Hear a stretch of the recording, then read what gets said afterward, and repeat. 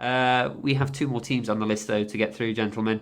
And, well, I'm just double-checking my notes. But, Paul, last year's runners-up, Daejeon, Hana, Citizen. I believe you could tell us a little bit more about them. I'm going to try. Yeah, it was their best ever finish to a season, and that resulted in qualification to the ACLE. In terms of moves, it's been quality over quantity, as it hasn't been in recent transfer windows. They've signed a lot of players, big squads, lots of competition for places, a little bit of unrest. You've sort of heard little words here and there about things not being quite right, but they've chosen to just tweak the squad this time around. Ludvigsen, 𝗏𝗏 have come in, the other two headliners, but also Cho Seung-kwon from Gwangju. Makes a lot of sense, a player who's very versatile.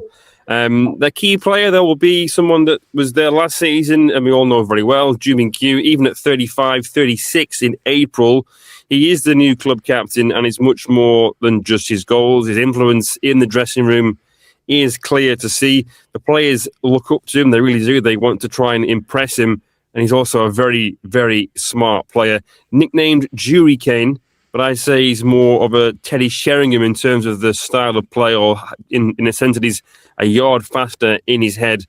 Notable mention too for Victor Bobson, who missed the second half of last season with an injury. He was a big part of how the team played the season before. Biggest question, can they really become Daejeon Hana? First place Daejeon. Can they do it when there's pressure and expectations? Because since returning to K League One, despite a lot of ambition, it's been 2 relegation battles and then last year. So there's been some sort of shift now that they are talking about the title. They're making it clear that's what they want.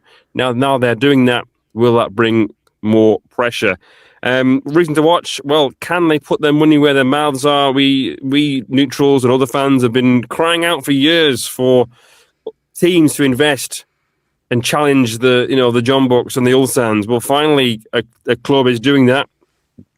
And now maybe we'll finally see an upstart, a sort of one of the, traditional smaller clubs suddenly become this force.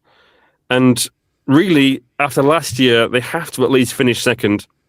They can't go backwards. It might be, if they go backwards, it might just sort of make the Hana people rethink, is this worth all the investment? So, reason to watch, well, they've invested a lot of money and they are talking about the title.